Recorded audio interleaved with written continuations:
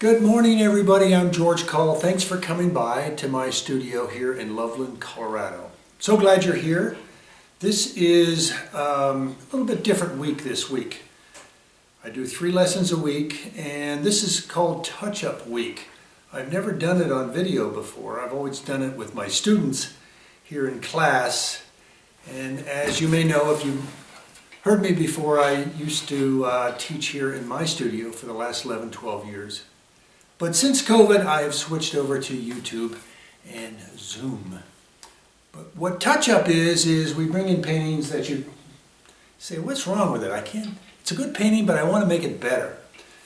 So it's those kind of paintings that we're going to be working with today, how to use your materials so that you can most effectively bring those paintings up to par, that you really go, hey, that's a pretty good painting. So that's what it's all about this week. So I'll be doing 1 or 2 paintings today and improving those old paintings. I appreciate you coming in, and I hope you become one of my students. I hope you subscribe to this station. I need subscribers. So hit that subscribe button there in the lower part. But the other thing is you need to do other things to become a good painter besides paint with me every week consistently. And that is get outside and paint, and also, it's called plein air painting, and also get someone to critique your work. All right. If you can't find anybody, I'd be glad to be your instructor and critique your work. And you can contact me by email through my website, georgecollgreatart.com. And I think that's it. So with no further ado, let's get started with this week's paintings. Thanks for coming by. Bye-bye. Good morning, everybody, and welcome to my studio here in Loveland, Colorado. I'm George Coll. Today's lesson is how to touch up old paintings because they've been sitting around your studio and you're going, there's something wrong with it. Well, this is the 3rd in a series that we've been doing this week with 3 different paintings. And this one I chose because, well, it's like I said, it's just not right. But what's different in this one as compared to the other ones that we have done this week is that I need to make some drawing changes. I've got some drawing errors, and what I came to realize, I did a similar painting, a little 9 by 12, about 2 years ago. And I know I did it 2 years ago because I have it dated on the back. And so I'm kind of looking at that off to the side. And when I looked at it, I said, oh, I've got some drawing errors. Because I really liked it. It's a little rough and quick and everything. I think it was a class project that I did. But I've really liked it, and when I really like something, I like to go a little bit bigger on it. And going bigger is a great pleasure to do so, unless you screw it up and get the drawing wrong. And that's what I did. So when I have drawing errors, I want to make those corrections first. Okay? Now, if I have tonal and value changes, I will do those second. If I have no drawing errors, I'll just jump right into the values and tonal corrections. All right, so that's my major point I want to make today. And how do I determine what is a drawing error? Well, you can usually catch it by looking, if you've taken any reference photos or if you had a reference painting from a plein air. You can look at the smaller painting or the photograph and say, oh, there it is. Why didn't I see that in the first place? Because you're getting a fresh eye and a fresh eye look at it. So use those techniques when you're struggling with a painting that isn't right.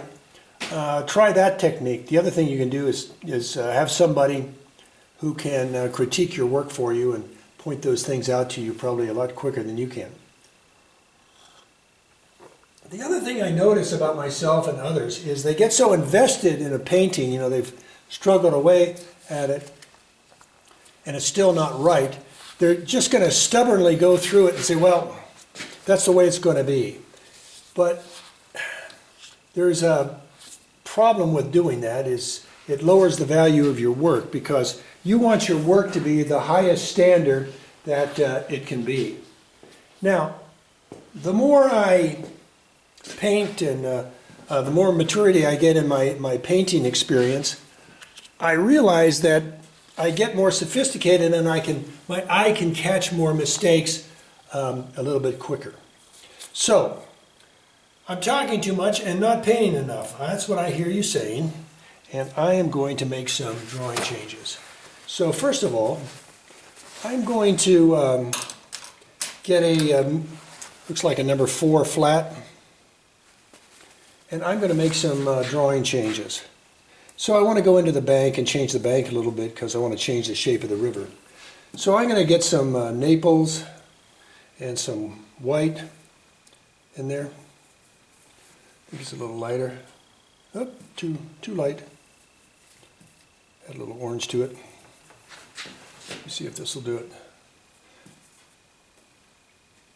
Let me go back, see if I can duplicate the original. I'll get a little blue in there. I had a slop pile off to the left, which had some cools in it, and you see that brought it right down into the target area here.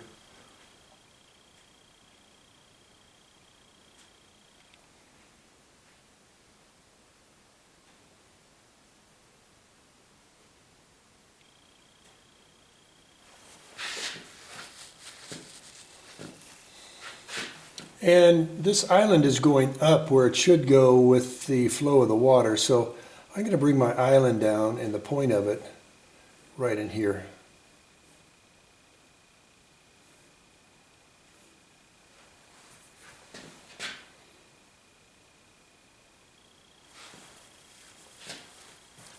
And I'm going to change the shape of the river up on top by just changing the bank.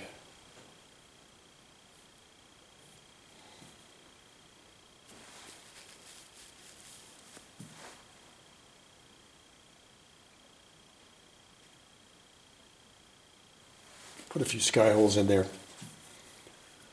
All right, so now I need to bring my bank down just a little bit more, which is easy to do on a dry painting. Just make a nice clean swath right there.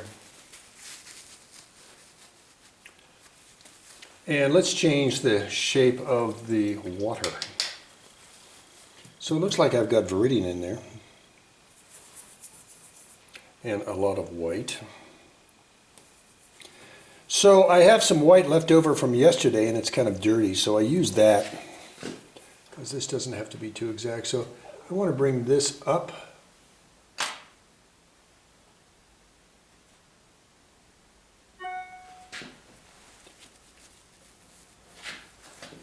This is the Yellowstone River in Yellowstone. One of my students, Denise, took this reference. She has a great eye for good references. And I want to bring this up because I think the rivers, you say, well, why were they two big rivers and then converging into a small river? So that didn't make sense. So that's why I made the changes that I did.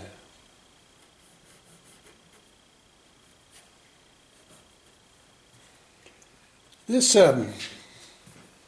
viridian that I have in the water is characteristic of the northern rivers. Because they're glacier, and the glaciers make this kind of viridian color, greenish color in the water.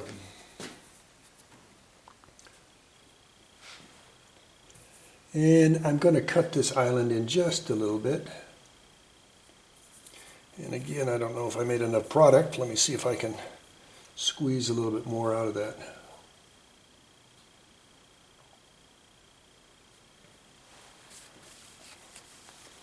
Now, sometimes it helps me, this is not the final drawing or anything, but it helps me to kind of figure out where the edge of my river exactly is going to be. So excuse me for hitting the zoom camera. Is darkening my edge just a little bit to try to figure out where some of these banks are going to be.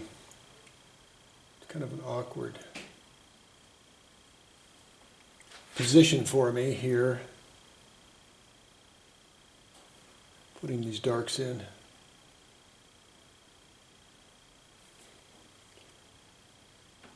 You see, this was a continuous line, but this one is broken up.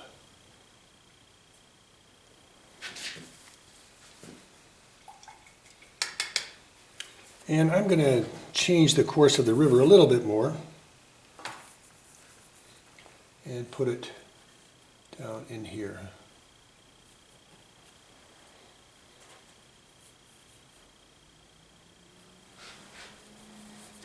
Now I like the direction a little bit better, and I think I'll bring my base of my river up just a little bit here.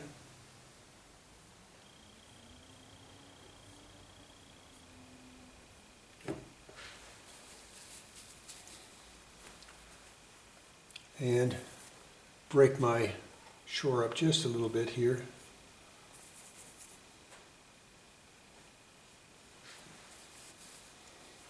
I think I've got too many trees on this island, and I'm going to knock some off here.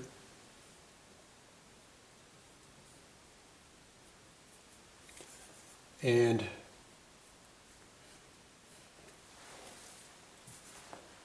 make it a little sparser up here in the island.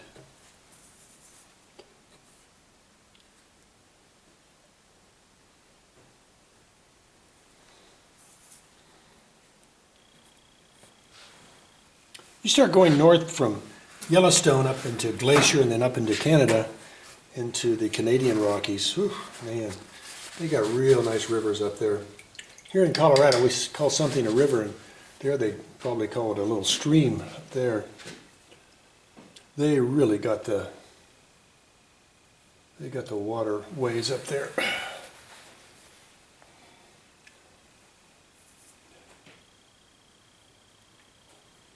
I gotta make some more product here, a little bit of Viridian. So you can see when I'm doing here, I'm making shape changes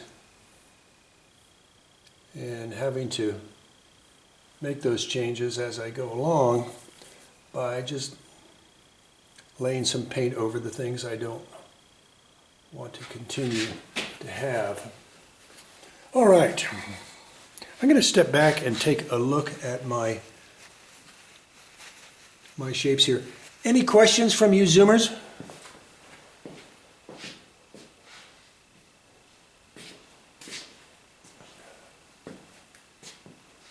Is that foreground like an island and it's above the river?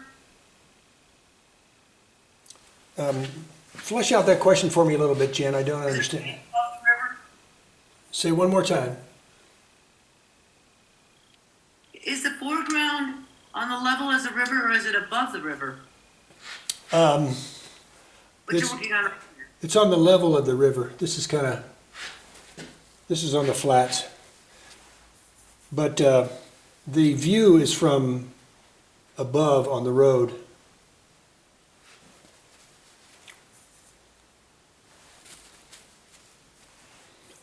And I think I'm going to really break my shapes up a little bit more to make it a little bit more interesting in here.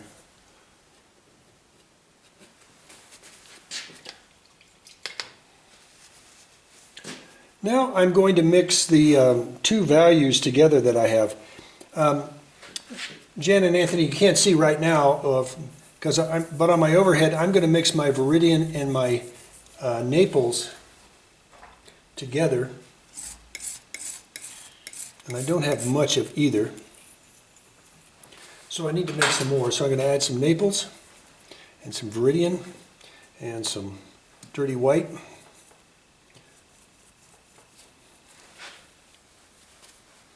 And I want to lean a little bit more on the green than on the Naples.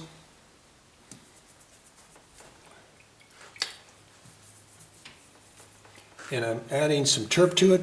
Now I want to run some thin washes over these two colors that I have down here. Jan and I were talking about the painting we did on the bank over at the Telluride. Is it the San Juan going in there, Jan? Yep, it is. And it had a lot of uncovered stone and large banks. And so what I'm doing right now is adding a very thin wash on this yellow to knock it down. And watch what that does.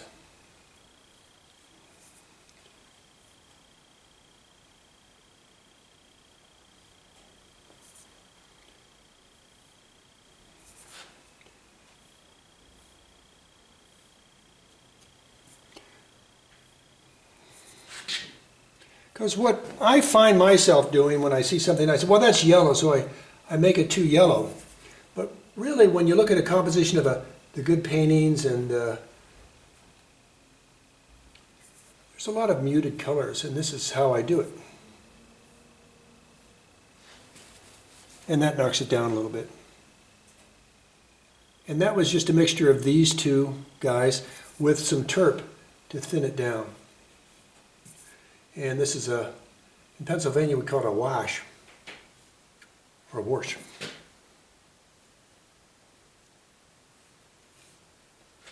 My wife always makes fun of me when I say wash.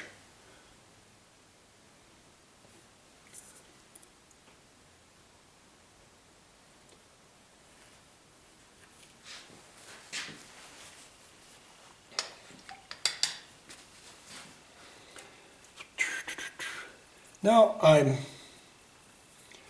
got some slop left over from yesterday. I'm going to run a few darks through the bank.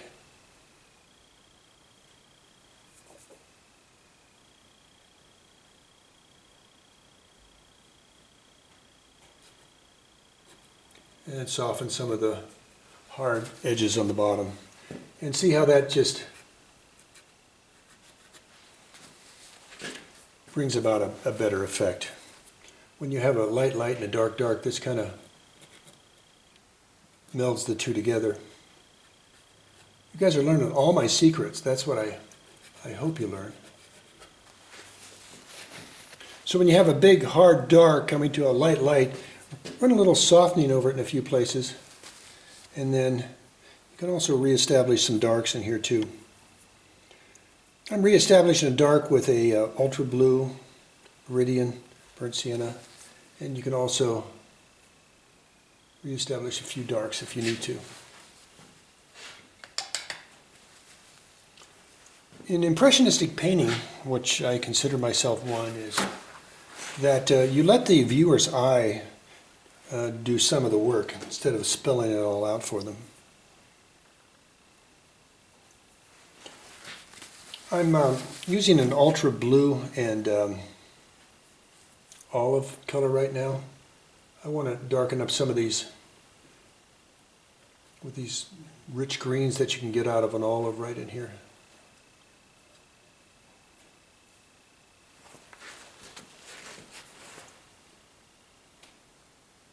Now that I've got that done, I've got this weird background color. I think my darks are too darks, and I just don't, in my color here of the grasslands coming down from the hill. I like this broken up line here with the trees, but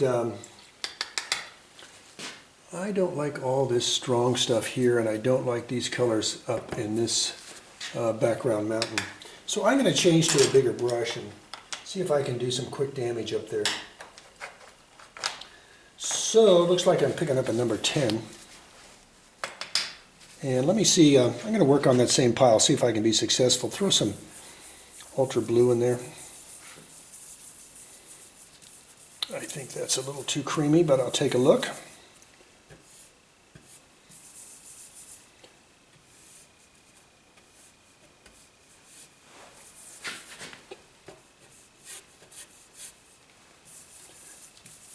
And again, this has a lot of terp in it, and we'll see how this does. It's a good base, maybe I can work on top of it. And how many times have you heard me talk like this? It's a good base and work on top of it. I've got to open a few doors.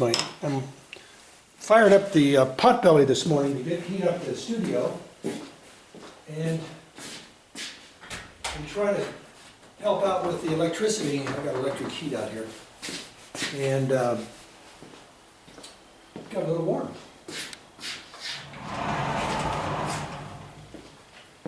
I have an old right way potbelly, I guess is the best way to call it. It really does the trick. Now, what I'm going to do is add a little maples, a little yellow ochre. Darn it, picked up some orange in that mixture. I'm going to thin that down and bring some of that in. And it looks like we've got some light on these mountains up here. So if you want to say light, just put some yellow ochre on top.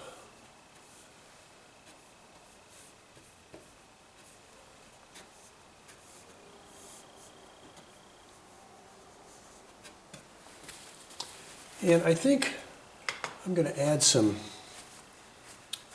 some gray on top of the mountain instead of that warm, but it'll be bright. This is called Ice Blue from Richardson.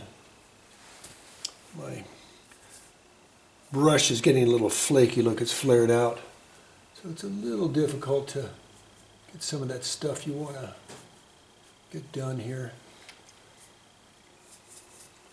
But even with that, I can do what we need to do.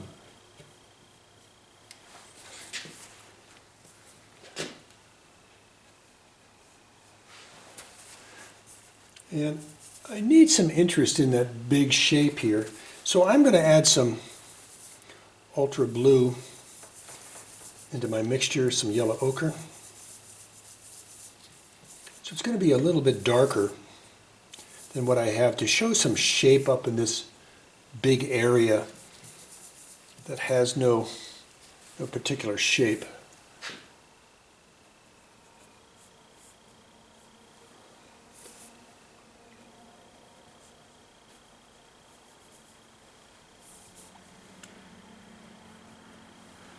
Didn't make it blue enough. Now I added too much blue to my mixture, as you can see from the overhead. Let me get some yellow ochre in there. There we go. I think we're coming into the neighborhood of the right mixture. And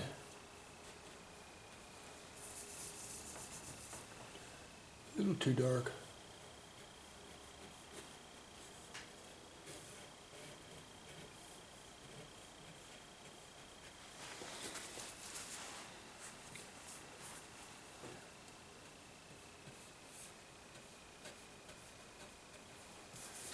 And this is adding some interest to what's going on back there.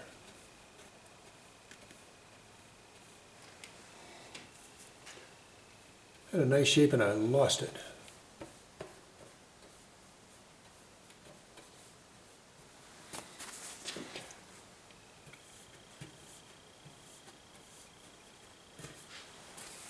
And I'll go back to a little bit more yellow ochre. I'm sorry, Naples and yellow ochre.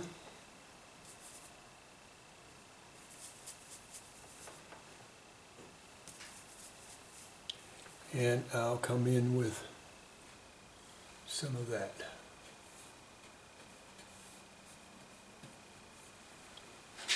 Again, for me, it's a back and forth, and I'm not exactly working from a good reference. I'm just looking at one of my sketches, oil sketches.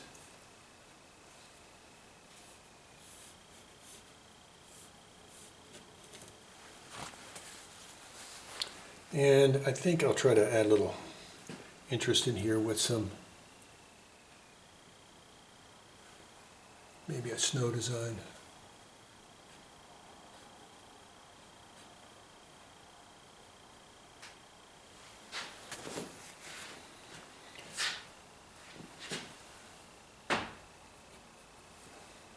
I'm sure spending a lot of time up here, aren't I?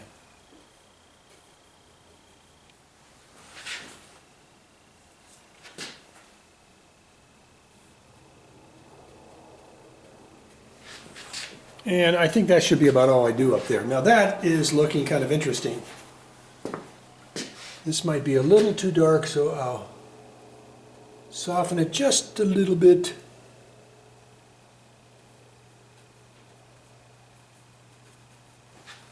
And that's a way to get some depth in your painting. I like, this shape and everything here, but I don't like the color. So I'm going to try to brighten up that color on the trees. So let's see what we can do with that yellow ochre Naples with a little bit of blue in it. I'm going to add some dirty white.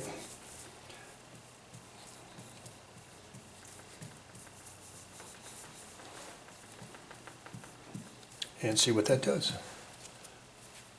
I'll try it back here first. I always kind of go to some obscure place on the painting to see if it's going to work. And I think that is working. And I'm also warming up this painting quite a bit.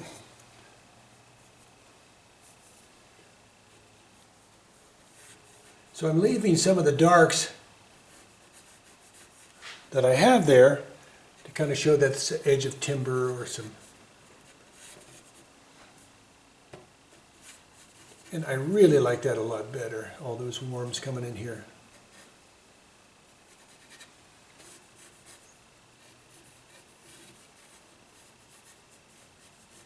Now again, you have to be really cautious coming in with a big brush on a dry painting. A lot of that can make a big difference, but boy, what a difference that made, huh? That has really lightened up everything over there.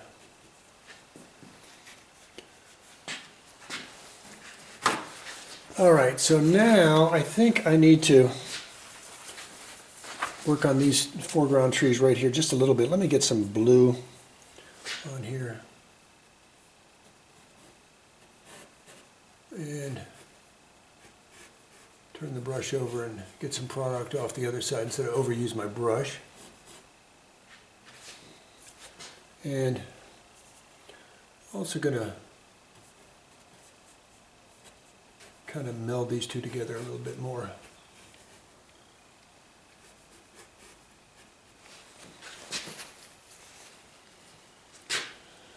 All right, so this color right here just doesn't seem to really cut it all that much. I'm wondering if I could, I'm going to try to make a warm green, so let me see if I can pick this up on my palette and do something with that. I'm losing track of my time because I was spending so much time up here. But let me see what I can do here. So I'm going to get my dirty white out. I'm going to get a little bit of olive.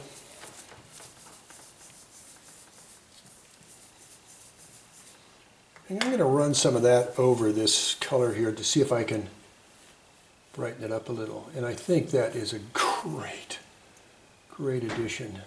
That is beautiful. Okay, every once in a while I nail it on the first time. And again, do I want to make, since I have this, do I want to make any shape changes? And I think I do down here. I'm going to knock off some of these trees down here.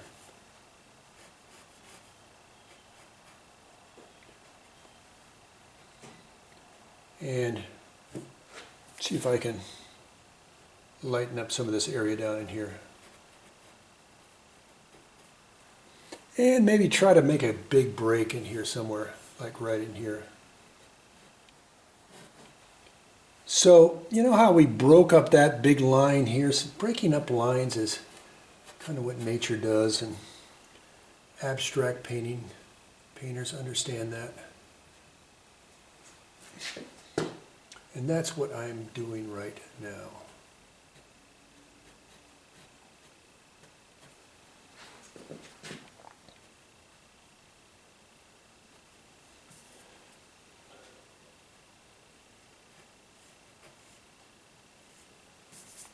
And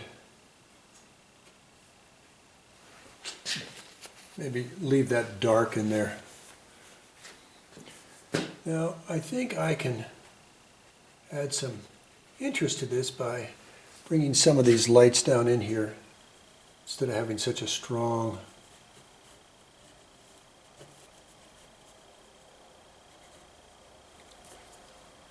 straight line on top.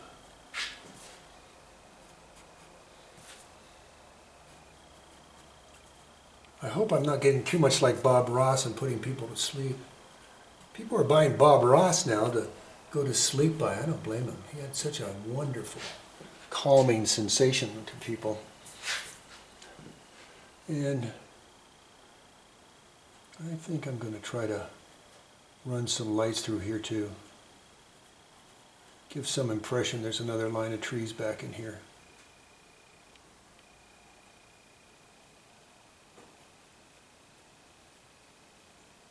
Kind of tie everything a little bit better together. Ooh, I like that. All right. Well, one thing about these big dark trees, I need to lighten them up. I'm going to make some olive and some ultra. I'm going to add some yellow ochre to it. And a little cad yellow to it. And let me see what I can do here with that.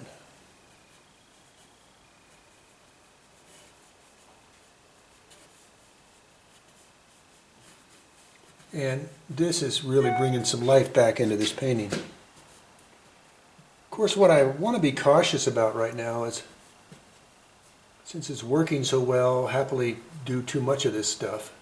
So I always have to be careful not to overdo things.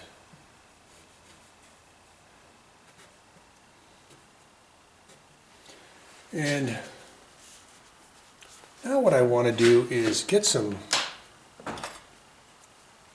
uprights in there. So I'm going to see if I've got anything left in my gray from my Richardson pile, my gray here. And I think I'll be finishing up the YouTube here in just a few minutes by doing this. And hope it's not too bright, So I'm going to calm that down with some greens and start getting some good stuff in there. Adding some burnt sienna to this. Gray, burnt sienna, gray, burnt sienna. And sorry about my chin being here in front of the YouTube camera.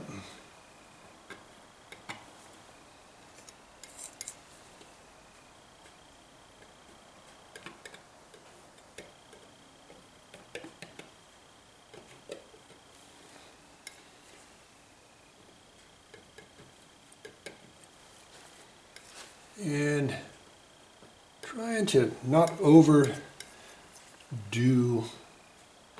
the good stuff. And when you do, you can come back and whack it down.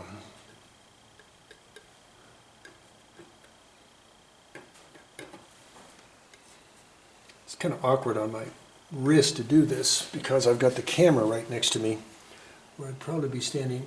This is a little less awkward doing it this way. Oh, too much.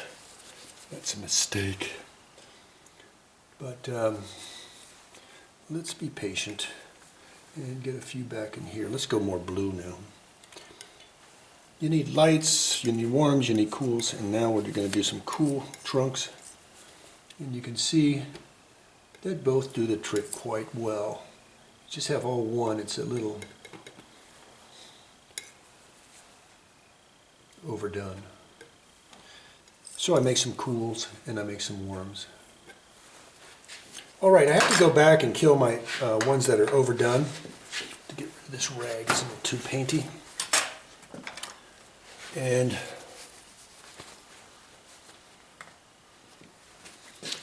you can also do a lot with a flat brush, but sometimes just a knife is called for. Let me see if I can get some of this off of here with a knife.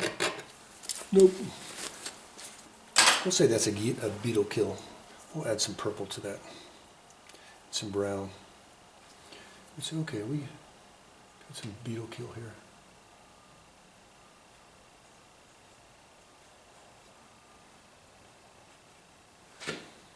We had these devastating forest fires in the last couple weeks here in Colorado, and we're trying to figure out if the beetle kill had something to do with it. We had so much standing dead from, the last 20 years. And those things went up like bonfire. And I think they probably did have some devastating effects on us. In the fire, at least. I've got to replace some of my darks in here.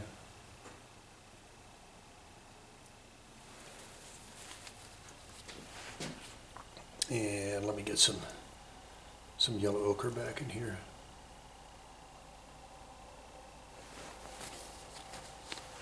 And go back to my darks, which I just...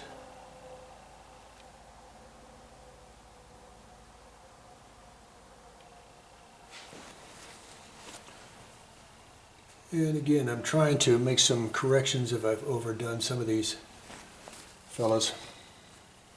I'm doing that with ultra blue, burnt sienna, a little bit of iridium.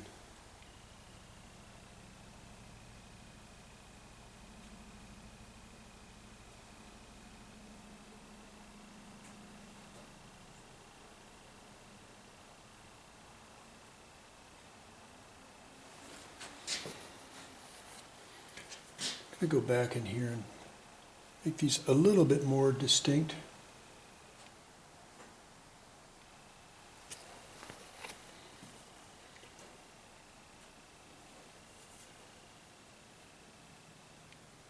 These are the final touches you do to a painting. This is the detail part of it. I leave that to the very end of the painting and try not to dink it to death. Anthony, you know what I mean by dinking it to death?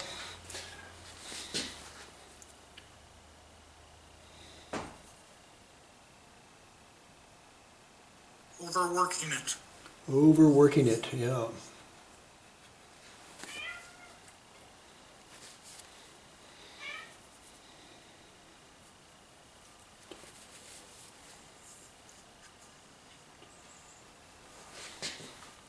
I'm going to stand back and take a look at this before I give it a signature.